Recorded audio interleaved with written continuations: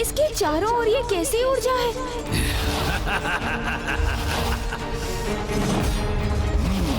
इन सभी के भी है।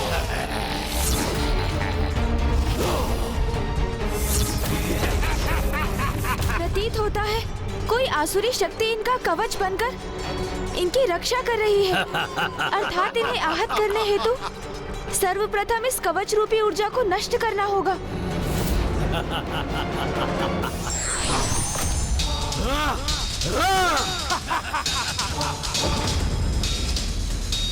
हमें भ्रमित किया है इन दुष्टों ने। इसका परिणाम तो इन्हें भुगतना ही होगा। इस रणभूमि में इन्हें जीवित रहने का कोई अधिकार नहीं।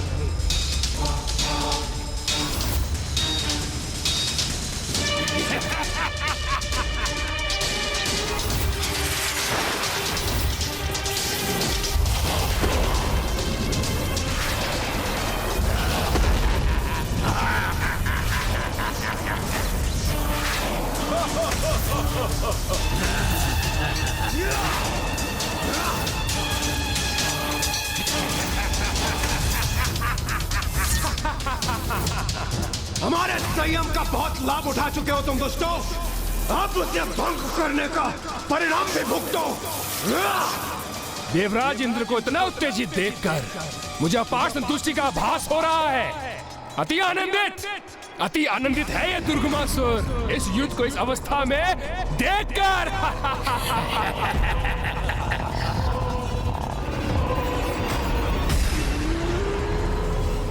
एक बात सदा स्मरण रखना, कभी भी पर्याप्त विचार किए बिना स्वयं को युद्ध में नहीं झोंकना चाहिए।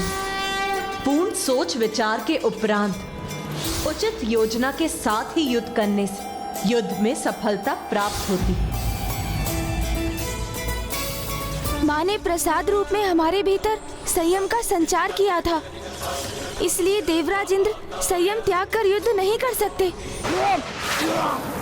क्योंकि इस युद्ध में माँ की पूजा के प्रत्येक चरण का अवश्य कोई विशेष महत्व है। अपनी पूजा के माध्यम से वो परोक्ष रूप में निरंतर हमारा मार्गदर्शन कर रही है।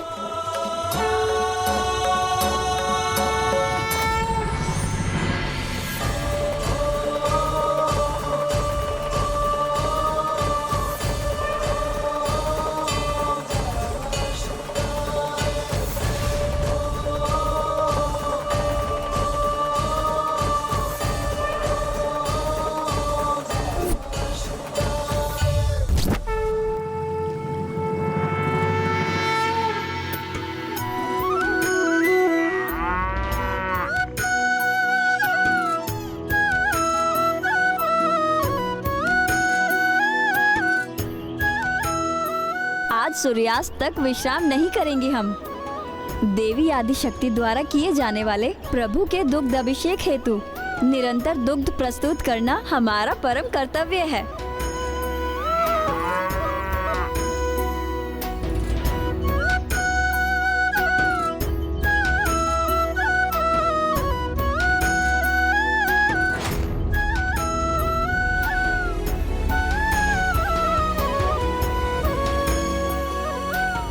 देवी आदिशक्ति के दुग्ध अभिषेक पूजा में ये गोपियां जिस प्रकार एक कतार में खड़ी होकर अपने श्रम दान से उसे पूर्ण एवं सफल करने में लगी हैं, ये दृश्य तो वास्तव में बहुत दिव्य और अनुपम है।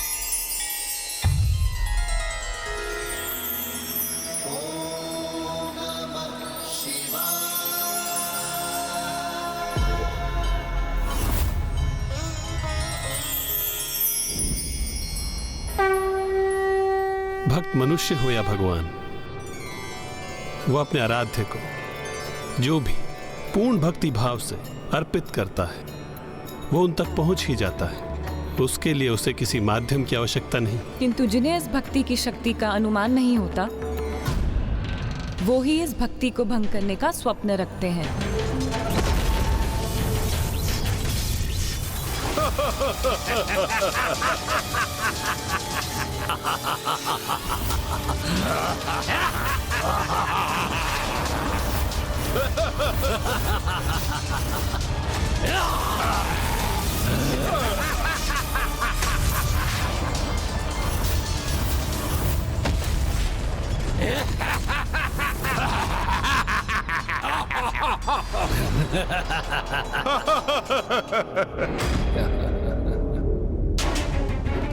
देवताओं ने अमृत पान किया हुआ है और मेरे महायोद्धा मेरे सुरक्षा कवच के कारण सुरक्षित हैं। तो एक घमासान युद्ध निरंतर यूं ही चलता रहेगा।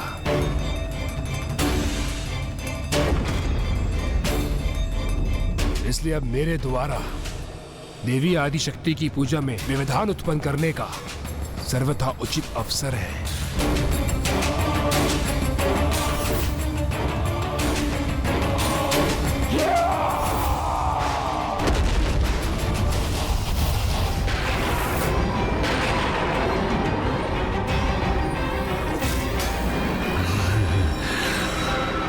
मेरे प्रतिरूपो, मेरे समान शक्ति संपन्न हो तुम, इसलिए जाओ देवी आदि शक्ति की पूजा को भंग करने के लिए जो आवश्यक हो वो करो।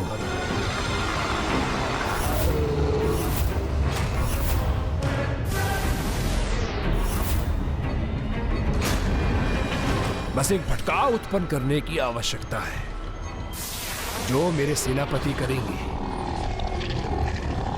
मेरी ऊर्जा का एक भाग तो उनके भीतर है ही, बस उनमें वृद्धि करने की ही आवश्यकता है।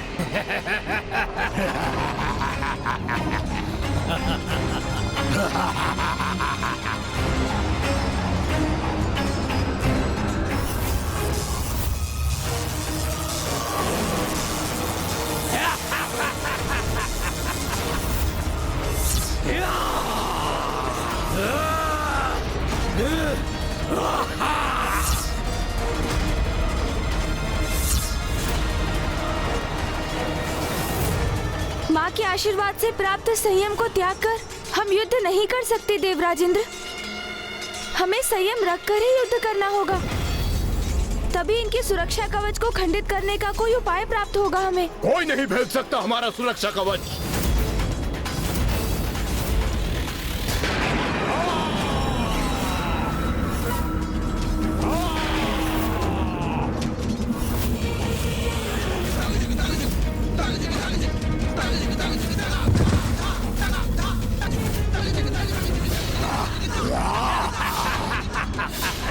हमें अपनी सेना के समक्ष क्रमबद्ध होकर बिना असुरों से उसकी सुरक्षा करनी होगी।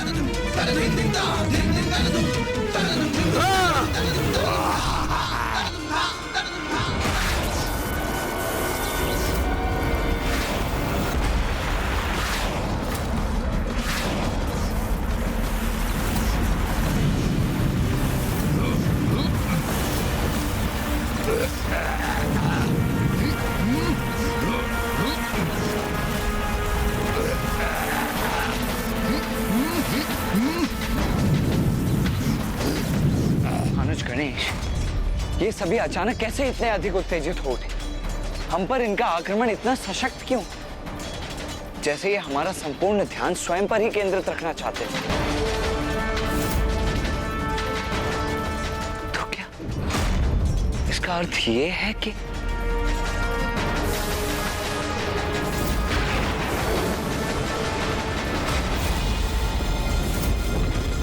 दुष्ट दुर्गमासुर हमें भ्रमित कर रहा है। हमें यहाँ इनके साथ उलझाकर वो माँ के दुग्ध अभिषेक को भंग करने का प्रयास करना चाहता है।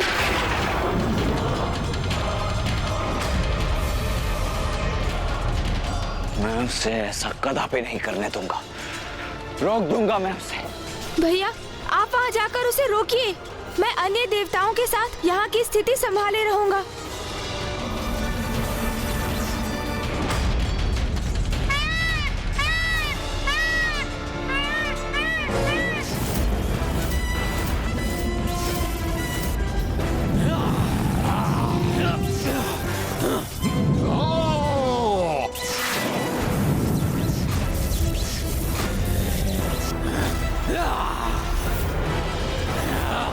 प्रथम पूज्य गणेश जी, आपने संयम धरकर युद्ध करने के लिए कहा था। इस प्रकार हम अपना संयम कैसे रखें?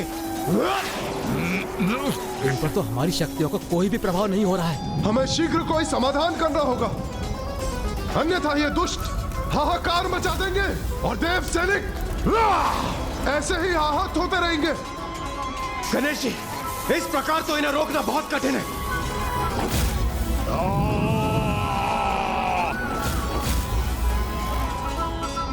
इनके आसुरी कवच के कारण हम इन पर आक्रमण कर इन्हें आहत करने में असमर्थ हैं।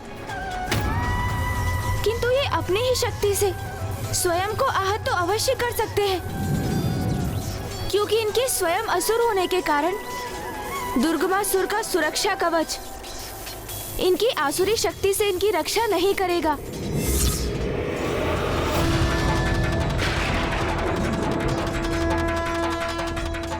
अर्थात हमें इनसे एक दूसरे पर आक्रमण कराना होगा। हाँ सूर्यदेव, और ये करना तो अधिक कठिन नहीं होना चाहिए, क्योंकि असुर होने के कारण संयम इनका स्वभाव नहीं, और जो युद्ध में संयम धारण नहीं करते वो कोई ना कोई भूल तो अवश्य ही कर बैठते हैं।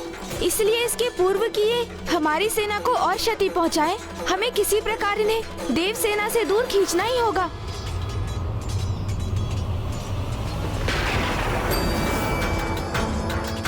क्या हुआ गणासुर जी? आज मुझसे युद्ध नहीं करेंगे आप? कहीं मुझसे भयभीत तो नहीं हो गए हैं? उचित है, तुम्हारी चुनौती सुनकर बहुत आनंद आया मुझे। तुम्हारी चुनौती स्वीकार है मुझे।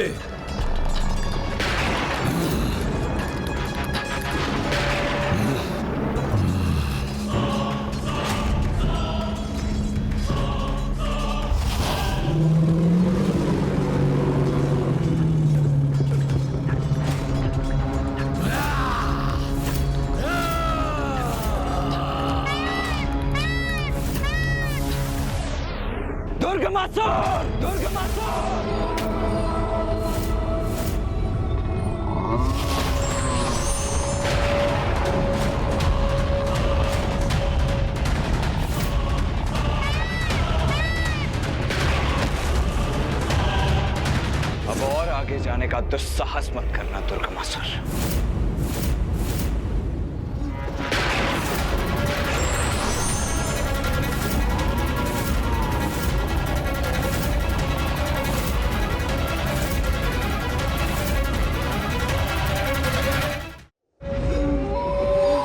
दुर्गमासुर से युद्ध करने के लिए बहुत तत्पर हो रहे हो तुम, तो लो सहो मेरा वार।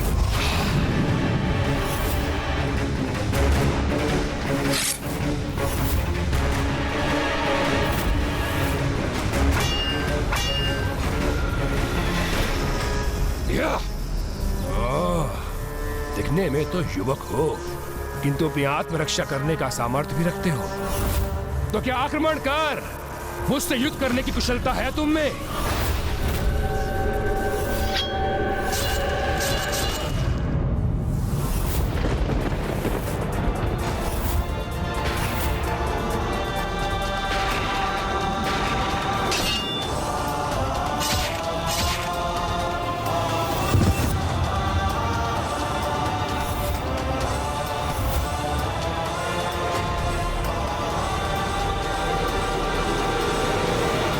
मेरा वध करना इतना सरल नहीं है, सरल नहीं है, सरल नहीं है।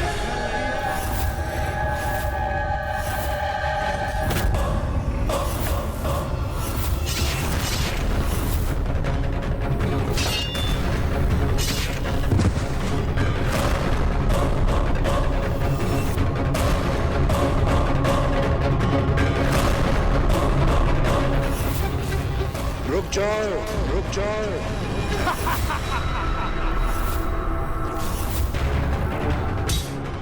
व्यर्थ में इस स्वयं को थका रहे हो तुम युवक। कदाचित तुम्हें मेरे वरदान का ज्ञान नहीं है। आप मुझे ये वरदान दीजिए कि मेरी मृत्यु एक स्त्री के हाथों से ही हो, किंतु वो ऐसी स्त्री हो जिसने वर्षों तक अपनी पल के न झपकाई हो। जैसी तुम्हारी इच्छा वत्स। तथास्तु तथास्तु। इसका रूप हो अथवा प्रतिरूप, इसका अंत तो माँ के हाथों ही नियत है।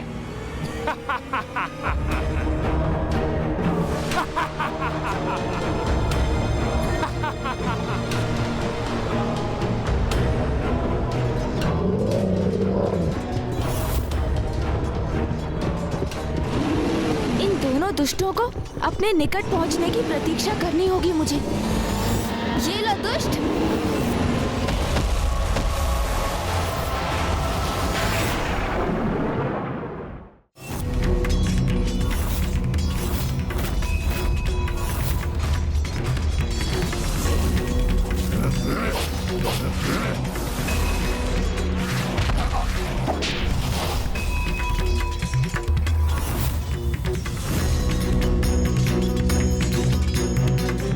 शीघ्र मैं वहां पहुंचूंगा और अपना कार्य सिद्ध करूंगा।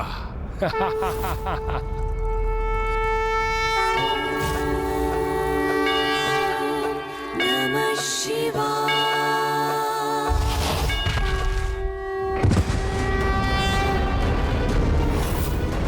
तुम्हारे जैसे दुष्ट असुर के लिए ऐसे पवित्र स्थान पर प्रवेश करना इतना सरल नहीं है दुष्ट।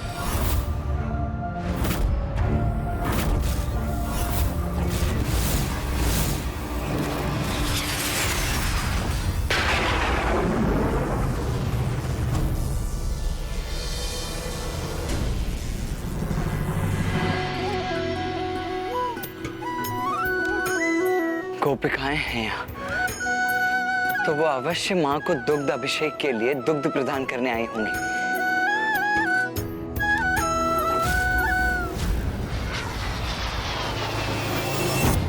इसका इससे आगे बढ़ना संभव प्रतीत तो नहीं हो रहा है, इसलिए मेरे यहाँ रुकने का कोई लाभ नहीं है। मुझे युद्ध भूमि में लौटना चाहिए।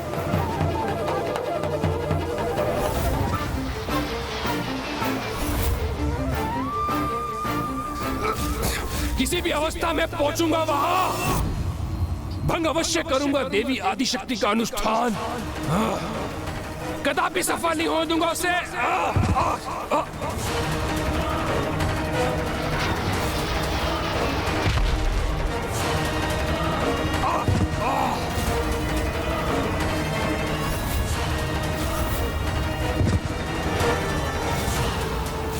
मंदिर अथवा पूजा स्थल से तो लौटते समय भी उसकी ओर पृष्ठ नहीं करनी चाहिए, और ये दुष्ट तो अपनी पृष्ठ पूजा स्थल की ओर करके ही उसकी ओर बढ़ रहा था, तो इससे तो मुंह के बल गिरना ही था।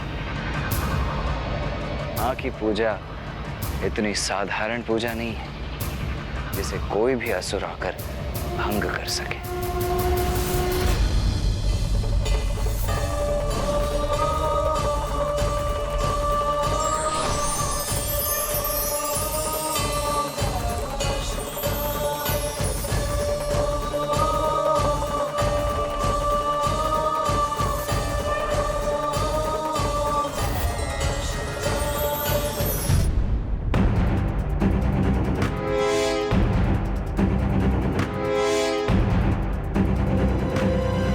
कैसा मूर्ख है ये। इसे इतना भी ज्ञात नहीं कि माता की पूजा का ये प्राथमिक स्थान है और यहाँ मात्र और मात्र नारी का ही प्रवेश है। ये क्या कर रही हो तुम सब? देख नहीं रहे हो, पूजा के लिए दुग्ध उपलब्ध करवा रहे हैं हम। ये पूजा मैं अवश्य भंग करूंगा, मेरे द्वारा ही भंग होगी ये पूजा। यदि मैं पूजा स्थल पर नहीं पहुंच सकता तो उसे बाहर से ही भंग कर दूंगा।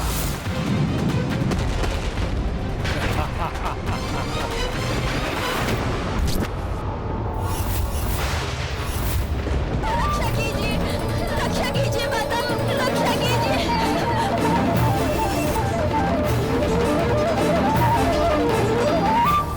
अब इस दुष्ट के कारण गोपिकाओं द्वारा पहुंचने वाला दुग्ध भी माता तक नहीं पहुंच सकेगा। अब माता की पूजा कैसे संपन्न होगी? और यदि पूजा संपन्न नहीं हुई तो फिर अनर्थ हो जाएगा इंद्रदेव। माता रक्षा कीजिए। गोपिकाओं, कहाँ भागे जा रही हो? मेरी सेवा करो दुर्गुमासुर की। रक्षा कीजिए माता, माता रक्षा कीजिए, रक्षा कीजिए माता, रक्षा कीजिए माता, माता रक्षा कीजिए, रक्षा कीजिए, रक्षा कीजिए माता, माता रक्षा कीजिए, रक्षा कीजिए माता, रक्षा कीजिए माता, रक्षा कीजिए माता,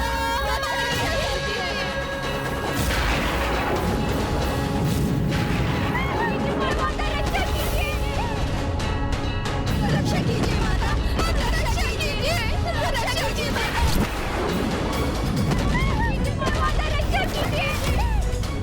रक्षा कीजिए माता, माता रक्षा कीजिए, रक्षा कीजिए।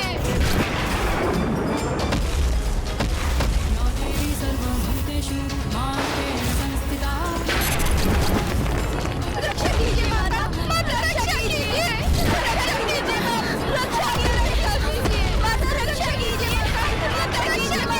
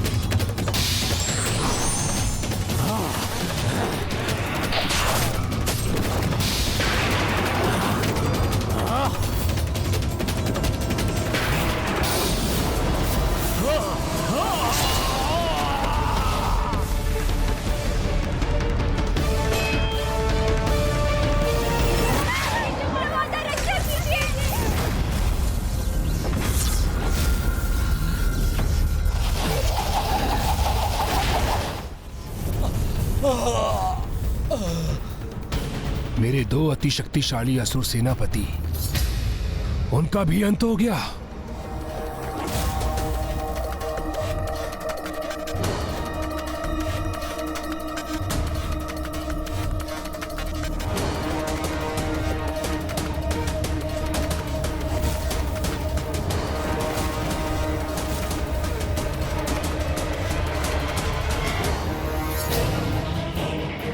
तुम्हें क्या प्रतीत हुआ?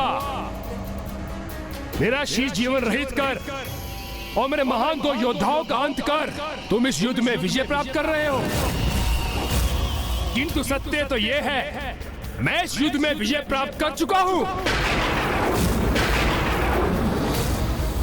क्योंकि गोपिकाएं नहीं तो दुग्ध अभिषेक के लिए दुग्ध नहीं, और दुग्ध नहीं तो देवी आदिशक्ति की पूजा पूर्ण नहीं। अधूरा रह गया उनका अनुष्ठान, और अस्त्र भी उठा लिए उन्होंने, अर्थात पूजा और प्रतिज्ञा दोनों भंग हो गई, दोनों भंग हो गई।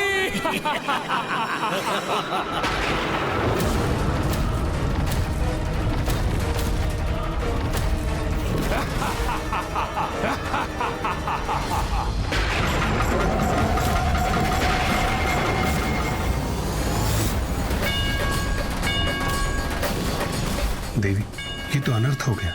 देवी आदिशक्ति की पूजा के भंग होने का अर्थ है स्वयं महादेव का घोर अपमान।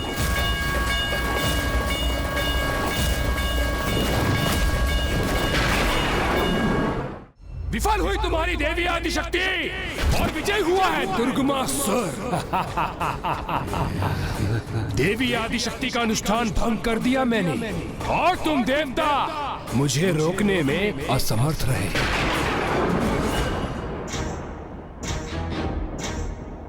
मैंने वचन दिया था माता को। आप तनिक भी चिंता मत कीजिए, अगले 3 दिवसों में हम सभी अपनी सम्मिलित शक्ति से दुर्गमासुर को रोक कर ही रहेंगे। उनके अनुष्ठान को पूर्ण करने हेतु जिस दुख की आवश्यकता थी उन्हें, उसी दुख को उन तक नहीं पहुंचने दिया मैंने।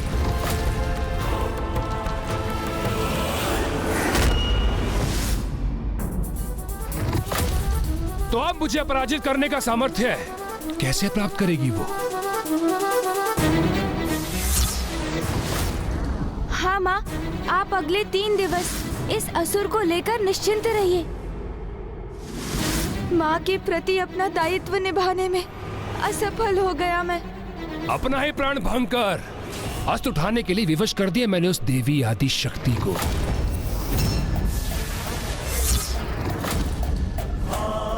मैं विश्वास दिलाता हूं माता कि इन 3 दिनों में आपको अस्त्र शस्त्र धारण करने की कोई आवश्यकता नहीं होगी।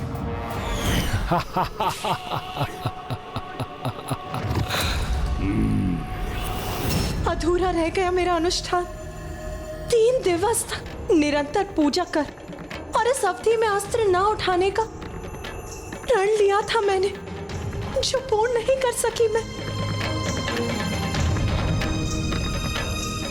क्षमा कीजिए माता, क्षमा कीजिए माता, क्षमा कीजिए। आपकी पूजा की सहायता के स्थान पर हमने आपकी पूजा भंग कर दी। इसमें हमारा ही दोष है। क्षमा कीजिए माता।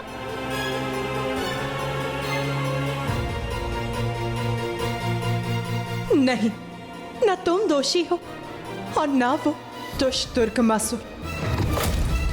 अपनी दोषी तो स्वयं मैं ही। मैंने ही क्रोधवश अपना अनुष्ठान भंग कर उस दुष्ट पर वार करने हेतु अस्त्र उठाए। मेरे ही कारण प्रभु महादेव का अभिषेक अधूरा रह गया।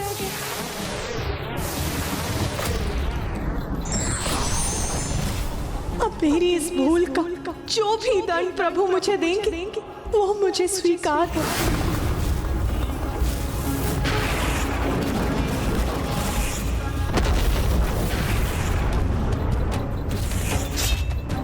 क्योंकि अपनी इस अनर्थकारी भूल का परिणाम तो मुझे स्वयं ही भुगतना होगा।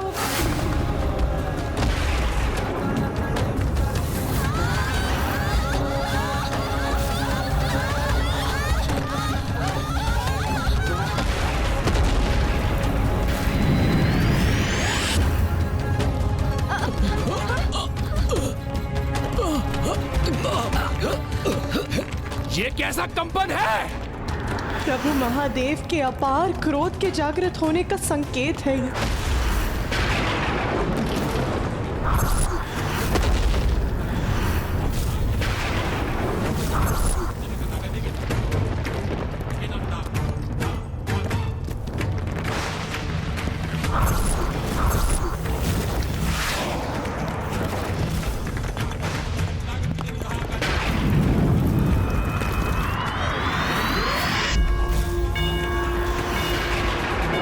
के क्रोध का शुभ ज्वालामुखी अब जागृत हो चुका है और अब वो शीघ्र शांत नहीं होगा।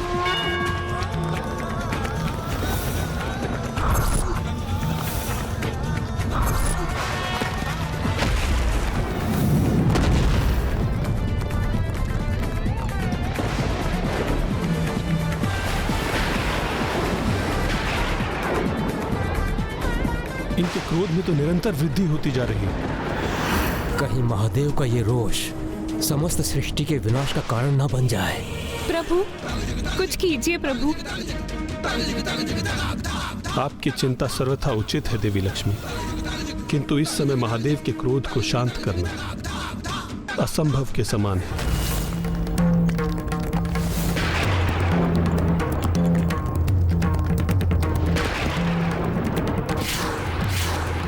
ये तो डमरू का नाद है, तो कहीं पिताश्री? हाँ गणेश, मुझे भी ऐसा ही प्रतीत हो रहा है। ये अवश्य ही पिताश्री का ही क्रोध है, जो उनके डमरू का नाद बनकर समस्त विश्व में गूंज उठा है।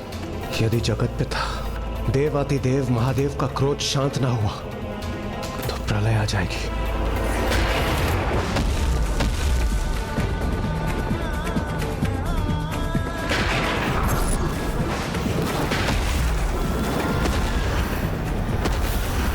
दुष्टासुर, महादेव की जिस क्रोधाग्नि को तुमने जागृत किया है वो यदि शांत नहीं हुई तो समस्त संसार में प्रलय आ जाएगी, जिसे कोई नहीं रोक पाएगा।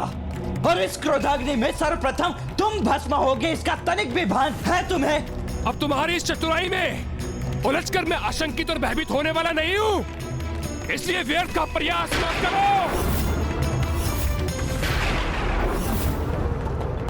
देवी, महादेव के इस रोष को शांत करने का प्रयास करना तो स्वयं अपने विनाश को आमंत्रण देने के समान होगा। यदि आप भी उन्हें शांत नहीं कर सकते स्वामी, तो फिर कौन उन्हें शांत कर सृष्टि का ये संकट हरेगा?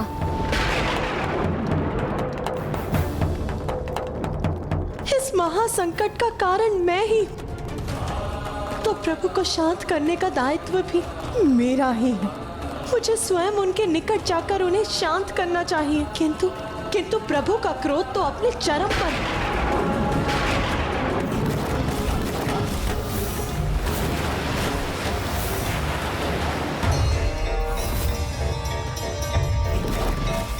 तो उनके इस चरम क्रोध का प्रकोप सृष्टि नहीं, मैं स्वयं सहूंगी।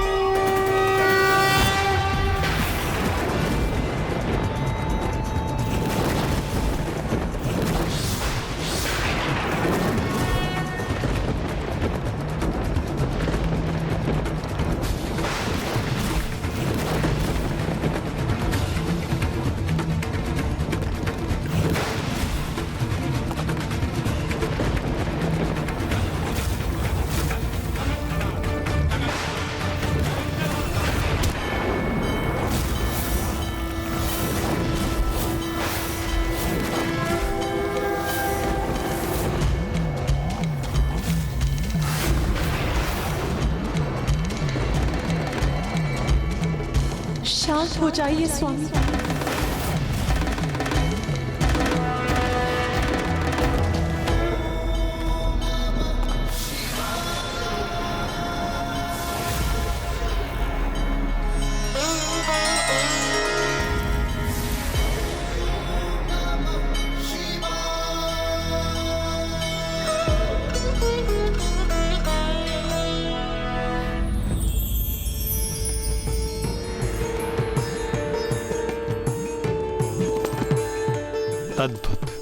अद्भुत दृश्य है ये। जब हम सभी महादेव को शांत करने हेतु उनके समीप जाने में असमर्थ थे, तब देवी पार्वती ने केवल अपने स्पर्श से उन्हें शांत और शीतल कर दिया।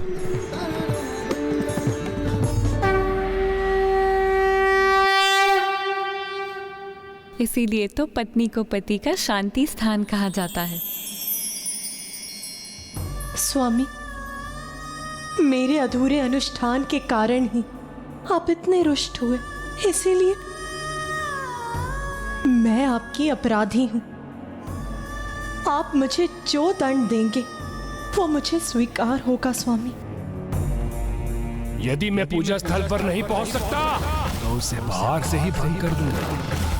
गोपिकाएं नहीं तो दुग्ध अभिषेक के लिए दुग्ध नहीं, और दुग्ध नहीं तो देवी आदिशक्ति की पूजा पूर्ण नहीं। देवी आदिशक्ति का अनुष्ठान भंग कर दिया है मैंने। नहीं प्रिय, आपके कारण नहीं।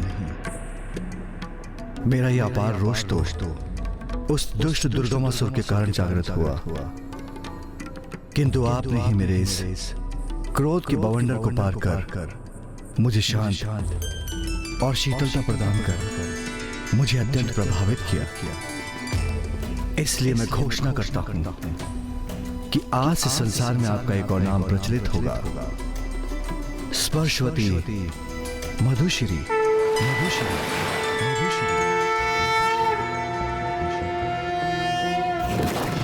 कदम्ब वनचारिणी मुनि कदम्ब कादम्बिनी नितंबजित भूधरां सुरनितंबिनी सेवितां नवंबुरुहलोचनां भिनवांबुदश्यामलां त्रिलोचन कुटुंबिनी त्रिपुर सुंदरीमाश्रये। और आपके स्वरूप में जो भी भक्त आपकी भक्ति करेगा वो सदैव क्रोध से मुक्ति पाएगा।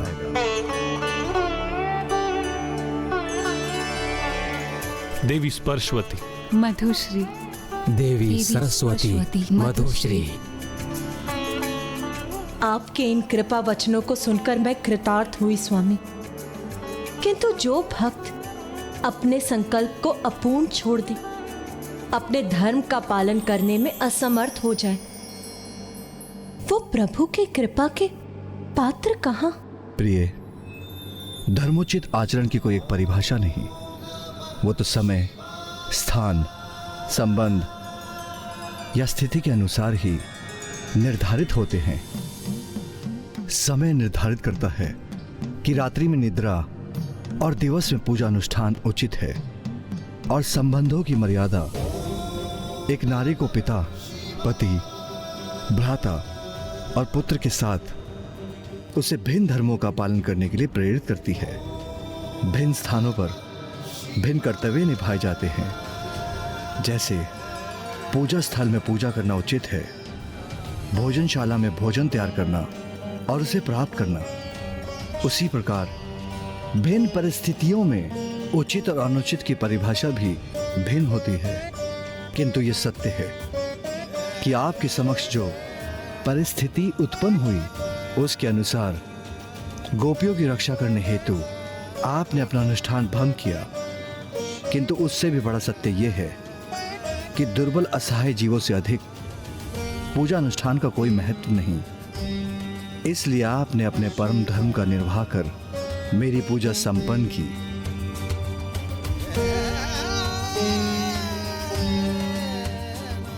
किंतु स्वामी, पूजा की अवधि का भी तो महत्व है। पूजा उसकी अवधि से नहीं, अपितु श्रद्धा, भक्ति और पूजा की शुद्धता से पूर्ण होती है। पावन गंगा जल और दुग्ध से अभिषेक कर आपने अपनी भक्ति से मुझे संतुष्ट किया। इसलिए मैं घोषणा करता हूं कि जो भी भक्त मात्र गंगा जल और दुग्ध से मेरा अभिषेक करेगा, उसकी पूजा भी अन्य सभी प्रकार से किए जाने वाले अभिषेक के समान ही फलित होगी, और पूजा करने वाले भक्त को मन की शुद्धि और तन की शक्ति प्राप्त होगी। अपने इस दिव्य और अद्भुत लीला से जगत पिता और जगत माता जगत को पूजा का वास्तविक मर्म समझा रहे हैं, जिससे समस्त संसार के समक्ष ये स्पष्ट होगा कि मन की शुद्धता से विहीन रहकर किए जाने वाले बड़े से बड़े अनुष्ठान भी विफल हो जाता है, और प्रभु के प्रति भक्ति और श्रद्धा से किए जाने वाले छोटे से छोटे अनुष्ठान को भी वो स्वीकार करते हैं।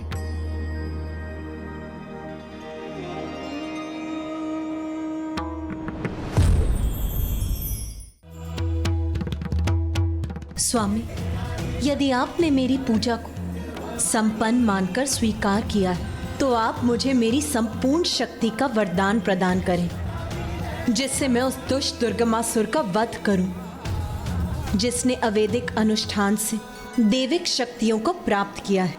मैं आपसे पृथक कहाँ हूँ देवी? भला मैं आपको क्या वरदान दे सकता हूँ? आप और मैं एक ही तो हैं। हम दोनों एक दूसरे के पूरक हैं।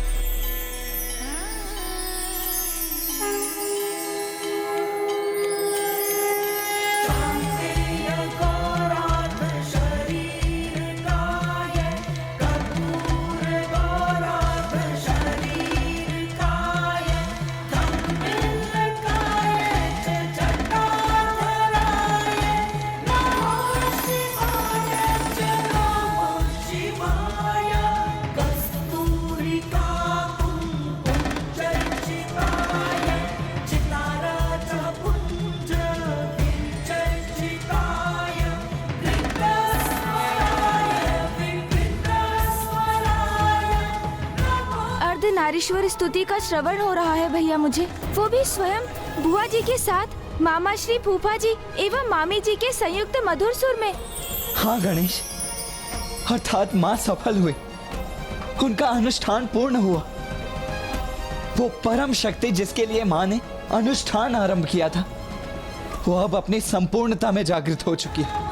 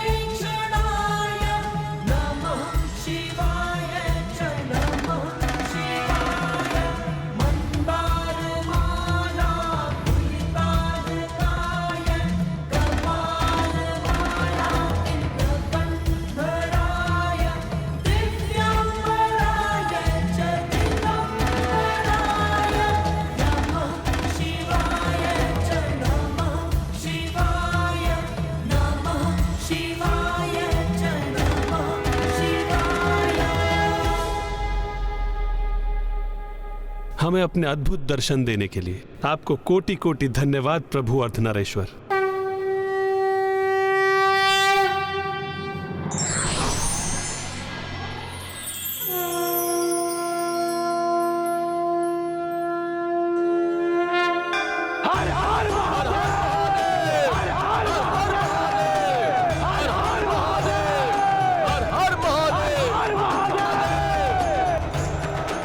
अब जब आपकी पूर्ण शक्ति का संचार हो चुका है तो अब आप उस दुष्ट असुर के वध के लिए प्रस्थान कीजिए।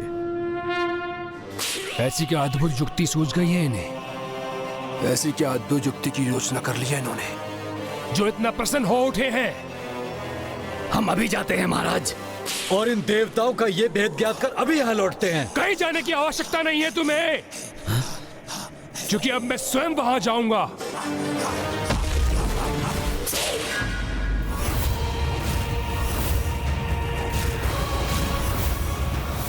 देवताओं, योजना रची है तो उसे क्रियान्वित भी करो।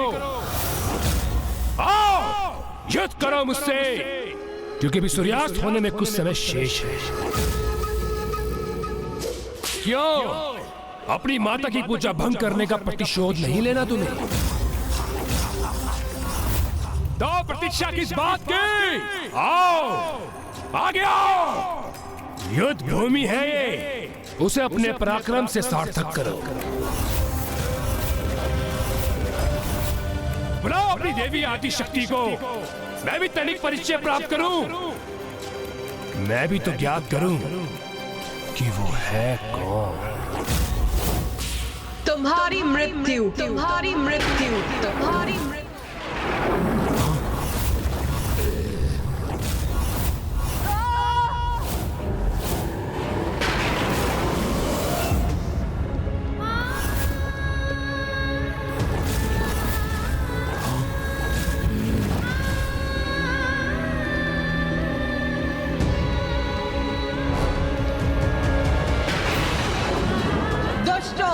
आज तो तुम्हें नियति ने सुपथ पर आने का एक और अवसर प्रदान किया, किंतु यदि कल भोर होने तक तुम नहीं सुधरे तो फिर भयंकर अंत होगा तुम सभी का, भयंकर अंत। आज की रात्रि का सदुपयोग करो, अपने दुष्कर्मों का प्रायश्चित करो, अन्यथा कल सूर्योदय तो अवश्य देखोगे तुम सभी, किंतु सूर्यास्त नहीं देख सकोगे, क्योंकि कल मैं अकेली युद्ध करूंगी तुम्हारी संपूर्ण सेना से।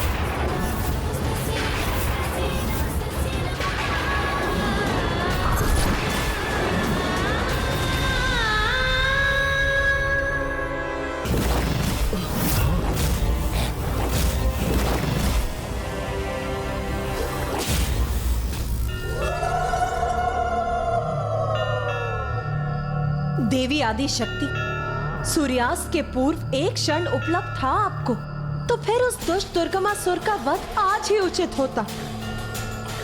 हाँ देवी, आपने आज ही उसका वध क्यों नहीं किया? पापों की गागल,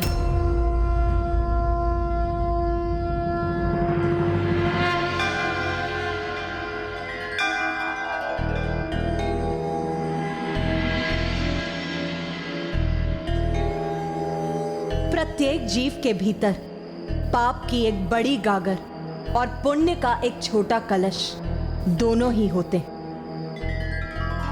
किंतु वर्तमान समय में ज्ञात नहीं, संसार में सभी पाप कर्मों के प्रति ही अधिक प्रेरित हैं, जिसके कारण वो अपने पापों की गागर भरते जाते हैं, जिसके अंत में प्राप्त होती है भयंकर मृत्यु।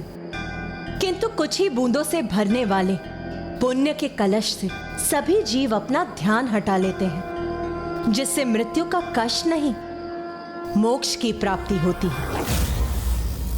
क्षमा कीजिएगा असुर सम्राट, मेरी छली बुद्धि भी यही कह रही है कि ढूंढ ही सही, किंतु इस समय क्षमा याचना कर अपनी रक्षा कीजिए, फिर शांति वार्ता के नाम सदियां बीत जाएंगी और निर्णायक युद्ध भी इसी प्रकार टलता रहेगा। हाँ महाराज। नहीं, अब ये युद्ध और नहीं टलेगा। अवश्य मैं देवी आदिशक्ति को पराजित करूंगा, किंतु उसे पराजित करने का उपाय तो कोई ऐसा ही बता सकता है जो उसके निकट हो, उनके शिविर का भाग हो, अर्थात तामसिक माता। समय समय पर तामसिक देवी की पूजा करने के कारण दुष्ट दुर्गमासुर के पुण्य कलश में अभी भी कुछ पुण्य शेष है। तामसिक देवी एक ओर जब वो आपके समक्ष गुहार लगाता है तो वो एक और पुण्य को प्राप्त करता है, और दूसरी ओर आवेदिक पूजा का प्रयोग करने के कारण उसके पापों की गागर भी बढ़ती जाती है।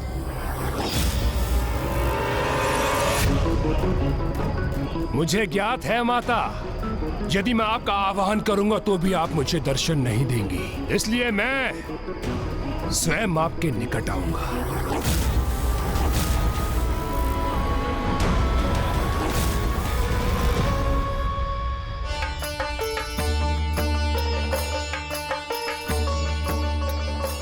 मेरी युद्ध सभा में चिंता एवं दुख का कोई स्थान नहीं। मैं तो यहाँ सभी को प्रसन्न एवं उत्साहित देखना चाहती हूँ। माता, जो भी हुआ उसके उपरांत हम प्रसन्न कैसे रह सकते हैं? आपको दिया वचन पूर्ण नहीं कर सके हम, उसका दंड हमें अवश्य प्राप्त होना चाहिए माँ। नहीं माता, जो कुछ भी हुआ उसमें हमारा दोष है, हम आपके वास्तविक अपराधी हैं। यहाँ ना ही किसी का दोष था और ना ही किसी ने कोई अपराध किया है, सभी ने पूर्ण निष्ठा से मेरी सेवा की है। आप गोपिकाएं तो मुझे दुग्ध उपलब्ध कराने में तत्पर थी। मैं प्रभु का जितने समय तक भी दुग्ध अभिषेक कर सकी वो आप ही के श्रम का परिणाम है। इसीलिए मैं आप सभी को आशीर्वाद देती हूँ कि जिन गौओं से मुझे दुग्ध प्राप्त हुआ है, जब उनसे स्नेह करने वाले गोपाल के रूप में श्री कृष्ण पृथ्वी पर अवतरित होंगे, तो आप सभी को भी वहां जन्म लेकर उनका दर्शन कर उनकी लीलाओं का प्रत्यक्षदर्शी बनने का सौभाग्य प्राप्त होगा। हमसे रुष्ट होने के स्थान पे आपने ये वरदान देके हमें धन्य कर दिया माता। आप मेरे इस वरदान के सर्वथा योग्य हैं। सभी देवता भी मेरी सराहना के योग्य हैं, क्योंकि उन्होंने भी अपनी पूर्ण शक्ति से उस दुष्ट दुर्गमासुर से युद्ध किया। और मुझे ज्ञात है उस दुष्ट दुर्गमासुर को प्राप्त वरदान के कारण उसका वध तो मैं ही कर सकती हूँ। आप मुझे ये वरदान दीजिए कि मेरी मृत्यु एक स्त्री के हाथों से ही हो, किंतु वो ऐसी स्त्री हो जिसने वर्षों तक अपनी पलकें न झपकाई हो। जैसी तुम्हारी इच्छा वत्स, तथास्तु। संसार में समस्त जीवों को उनके कर्मों के अनुसार फल अवश्य प्राप्त होता है, और वही उस दुष्ट दुर्गमासुर के साथ भी होगा। बस उसके पापों की गागर भरने की देर। माता, दर्शन दे ही माता।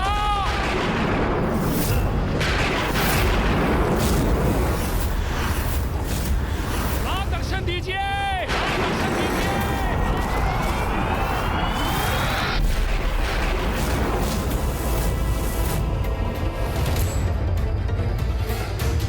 ये दुष्ट असुर यहाँ क्यों आ गया है? उसने यहाँ आने का दुस्साहस कैसे किया? तामसिक माता एवं अन्य सभी माताओं से मेरी विनती है कि आप सभी शिविर में जाकर विश्राम कीजिए।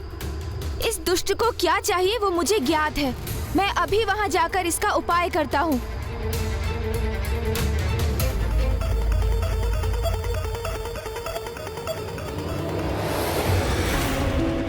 माता प्रकट हुई है माता। दर्शन दे ही माता। दर्शन दे ही मां। दर्शन दे ही।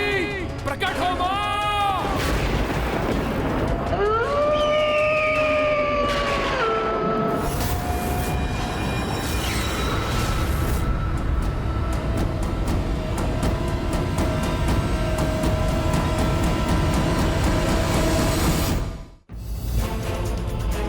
संसार में समस्त जीवों को उनके कर्मों के अनुसार फल अवश्य प्राप्त होता है और वही उस दुष्ट दुर्गमासुर के साथ भी होगा। इसके पापों की गागर अब भरने वाली है, किंतु यदि ये तामसिक माता के समक्ष पहुंच गया तो पुनः कुछ पुण्य भी प्राप्त कर लेगा ये।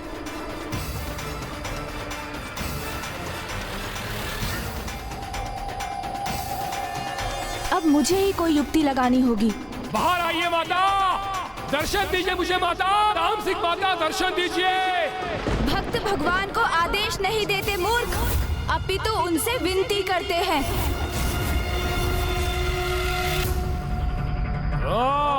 तो तुम हो गजमुख।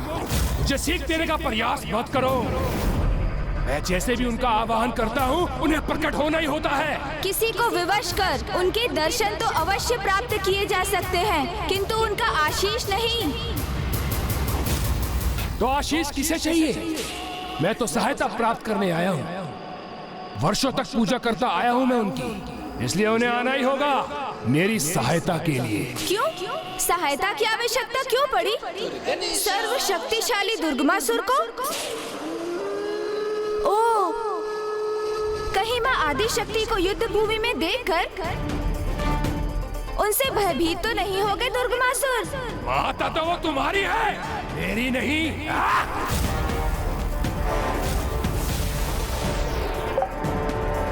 इसलिए अपना ज्ञान अपने पास रखो और मुझे बताओ तामसिक माता कहाँ है?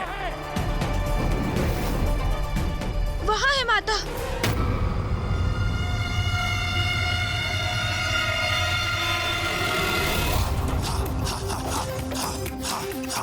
माता तुम्हारे समस्त प्रश्नों के उत्तर के साथ वही दर्शन देंगी तुम्हें।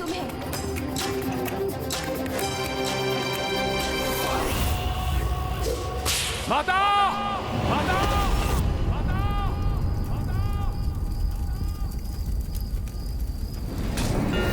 माता! बोल, अब क्या चाहिए तुझे? वही माता जो प्रत्येक योद्धा चाहता है, विजय। युद्ध में विजय माता।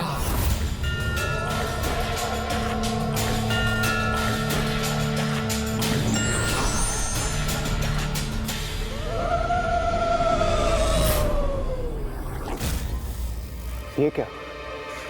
माता तो यहाँ है, फिर ये दुष्ट शिविर के भीतर किससे संवाद कर रहा है? बताओ गणेश, उस शिविर में कौन है जिससे दुर्गमासुर प्रश्न पूछ रहा है? जिन तामसिक माता को उसने स्वयं उत्पन्न किया है माता, मैंने उस पर अपनी गणेश माया का प्रयोग किया है, जिससे कि वो अपने प्रश्नों के उत्तर अपनी आसुरी बुद्धि से ही प्राप्त करे,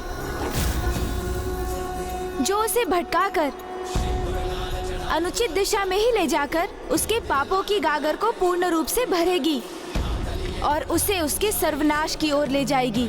दुर्गमासुर के स्वयं के मन से उत्पन्न वो तामसिक माता उसके मिथ्या अहंकार का एक प्रतिरूप मात्र ही होगा, जो वो उस दुष्ट को उसके दुराचारी स्वभाव के अनुकूल ही वही निर्देशित करेंगी, जो वो मंदात पापी का अहंकार मन सुनने के इच्छुक होगा। सर्वथा उचित है ये पुत्र, फिर मुझे और कष्ट नहीं देगा वो दुष्ट।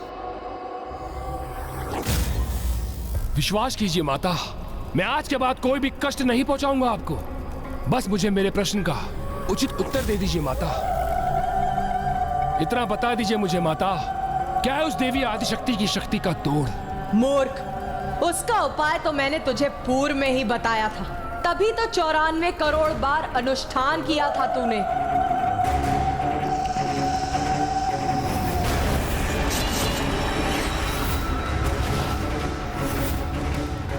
वो तो मुझे भी ज्ञात है माता, किंतु अब इस अंतिम युद्ध से पूर्व कोई सुझाव तो दीजिए मुझे माता।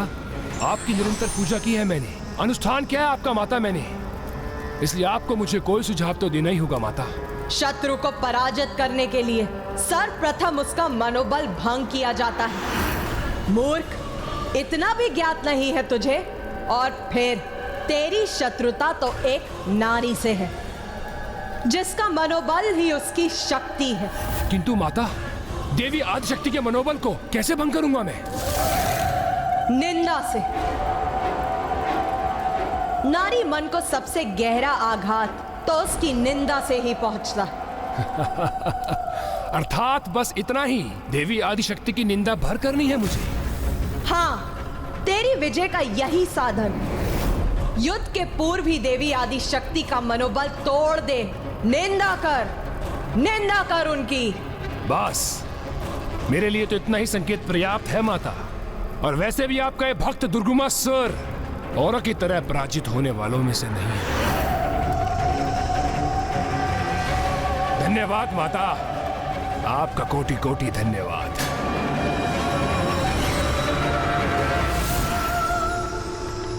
तेरी विजय का यही साधन है। युद्ध के पूर्व ही देवी आदिशक्ति के मनोबल को तोड़ दो। निंदा कर उसकी, निंदा। माता, मैं क्षमा चाहता हूँ, किंतु ऐसा करना अनिवार्य था। नहीं पुत्र, तुम्हें क्षमा याचना करने की कोई आवश्यकता नहीं, क्योंकि जो धर्म का पालन नहीं करते, किसी की विवशता को अपना अस्त्र बनाते हैं, उन्हें इस प्रकार पाठ सिखाना कदाचित अनुचित नहीं। पुत्र गणेश, तुम चतुर ही नहीं, तुम अच्छाई के लिए विघ्न हरता हो। तो बुराई के लिए विघ्न करता भी तो हो।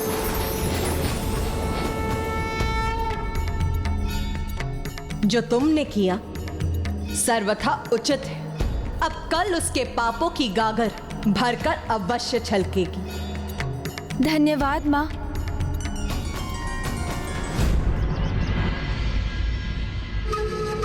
दुर्गमासुर की, दुर्गमासुर की, दुर्गमासुर की, दुर्गमासुर की, दुर्गमासुर की, दुर्गमासुर की, दुर्गमासुर की, दुर्गमासुर की, दुर्गमासुर की।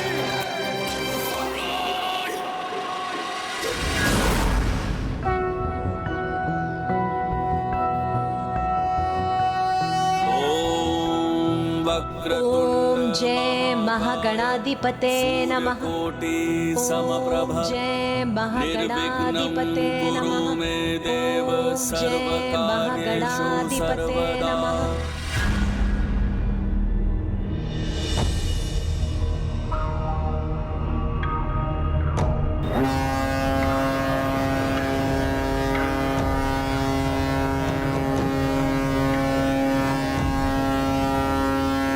प्रतीत होता है दुर्गमासुर अपनी मृत्यु के लिए कुछ अधिक ही अधीन हो रहा है।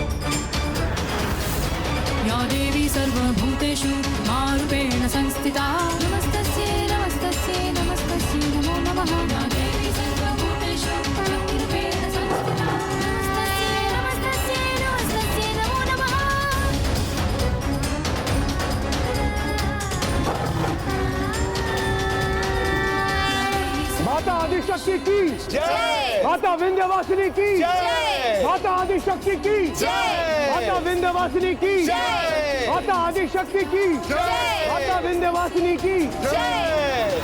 माता आदिशक्ति की माता विंध्यवासिनी की माता आदिशक्ति की माता विंध्यवासिनी की माता आदिशक्ति की माता विंध्यवासिनी की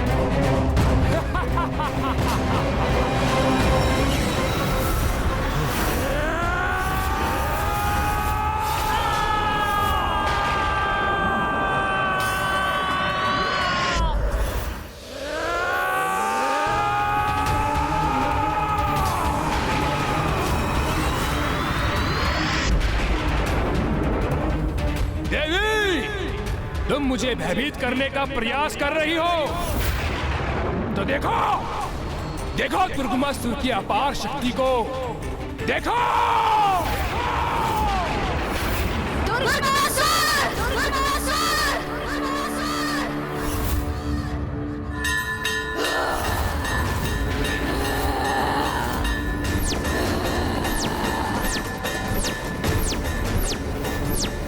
अपनी अनेक भुजाओं को प्रकट कर व्यर्थ है तुम्हारा शक्ति प्रदर्शन, क्योंकि तुम्हारा दुर्भाग्य अब तुम्हारे समक्ष है। तुम्हारी भुजाओं की संख्या तुम्हारी शेष श्वासों से भी कहीं अधिक है। अब तुम्हारा अंत अत्यंत निकट है दुर्गमासुर।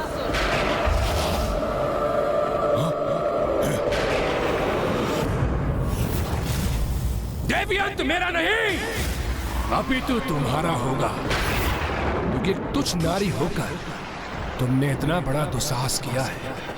युद्ध भूमि में पहुंचकर मुझे चुनौती दी है। महाशक्तिशाली महासुर दुर्गमासुर को, जिसका अंत करना दुर्गम ही नहीं अपितु असंभव है। असंभव है।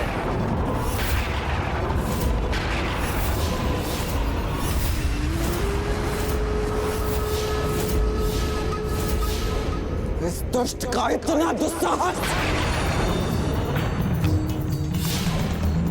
भैया, इस दुष्ट के इसी दुस्साहस से अब इसके पापों की गागर और तीव्र गति से भरेगी। आप चिंता मत कीजिए भैया, अब इसके जीवन की उल्टी गिनती आरंभ हो चुकी है। देखिएगा शीघ्र ही अंत होगा इस दुष्ट का।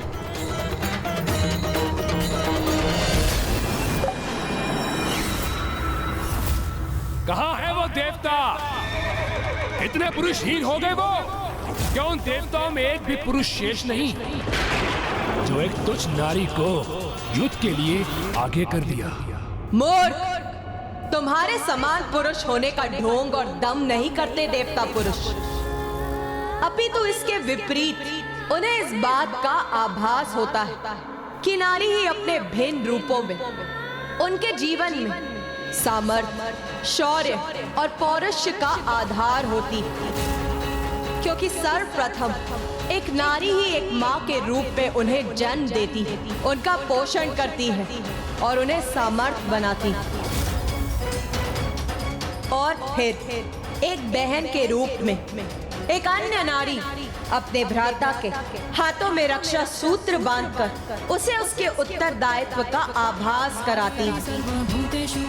और फिर एक पत्नी रूप में भी तो एक नारी ही होती है जो स्वयं पूजा पाठ और व्रत कर अपने पति की रक्षा सुनिश्चित करती है।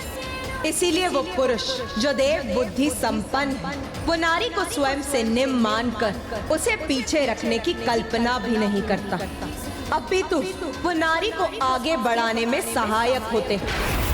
तुझ जैसे मिथ्या और आसुरी बुद्धि वाले पुरुषों को यही सीख देने आगे आई है ये नारी।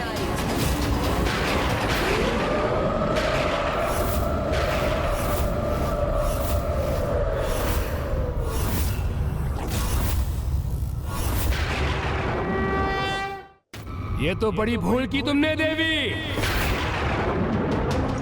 नारियों के समान अपनी जीवा और पांव दोनों को नियंत्रण में रखना चाहिए था,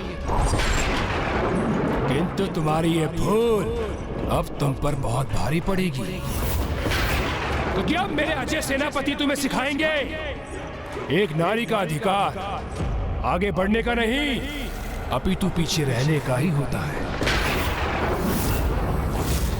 उसका स्थान सीमित क्षेत्र होता है जिसके बाहर आने पर बड़ा भीषण परिणाम होता है देवी।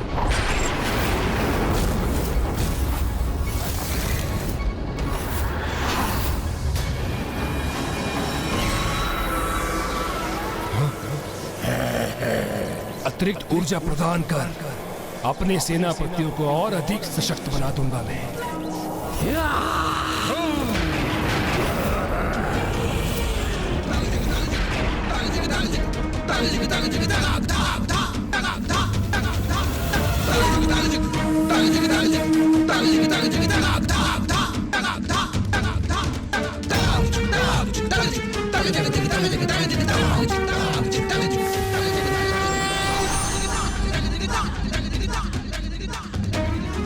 मूर्ख असुर, ब्रह्मांड में व्याप्त समस्त शक्ति की स्रोत हूं मैं, एक नारी हूं मैं, और एक नारी शक्ति को सीमित समझने वाले मेरी शक्ति के समक्ष तुम्हारी शक्ति वास्तव में तुच्छ ही है। और फिर भी उसका अपार दम्भ है तुम्हें, जो तुम्हारे नष्ट होने के साथ ही शीघ्र ही खंडित हो जाएगा।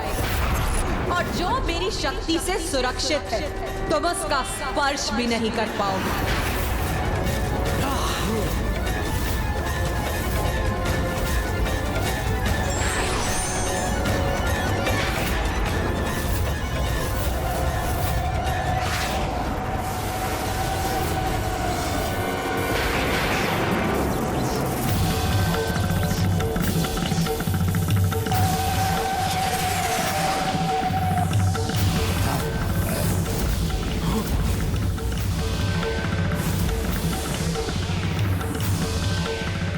इन असुरों के चारों ओर ये वृत्त रूपी घेरा क्यों उत्पन्न कर दिया है मैंने? ध्यान से देखिए इस वृत्त को। ये असुरों के चारों ओर खिंचा हुआ एक घेरा अवश्य प्रतीत हो रहा है, किंतु इसमें माँ ने हमें घेर कर हमारे लिए एक सुरक्षा कवच का निर्माण किया है।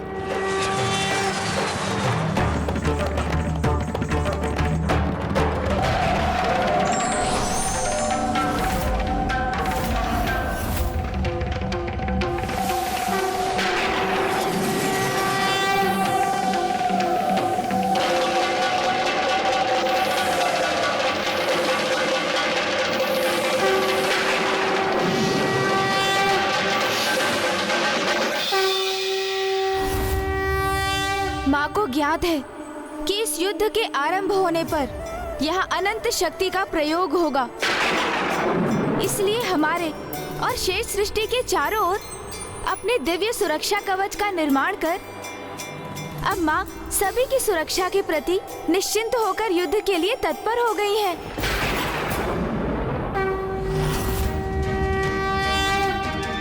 क्या कर रही है देवी? कोई नई योजना घड़ रही है क्या? हमारे लिए कोई जाल उत्पन्न किया है उसने, अथवा ये एकमात्र हमें भ्रमित करने का प्रयास कर रही है। कुछ नारी, युद्ध करने आई हो तो युद्ध करो। मैं तुम्हारी किसी मायावी क्रीड़ा से प्रभावित होने वाला नहीं। आगे बढ़ो और युद्ध करो मुझसे। तुच्छ मानते हो ना तुम नारी को और नारी की शक्ति को। माँ ने अपने माता चंद्रघंटा, माता कालरात्रि और माता कुष्मांडा स्वरूप प्रकट किए हैं, जो अब शीघ्र इन असुरों का संहार करेंगे।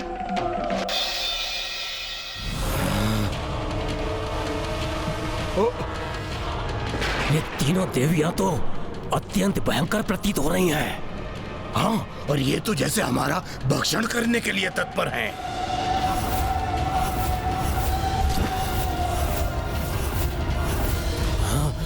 मेरे महायोद्धाओं, चिंता मत करो। कितनी भी भयंकर क्यों ना प्रतीत हो ये, किंतु है तो तुच्छ नारी ही। परस्पर कला में भले ही पारंगत हो ये, किंतु तुमसे युद्ध करने का सामर्थ्य नहीं है इनमें।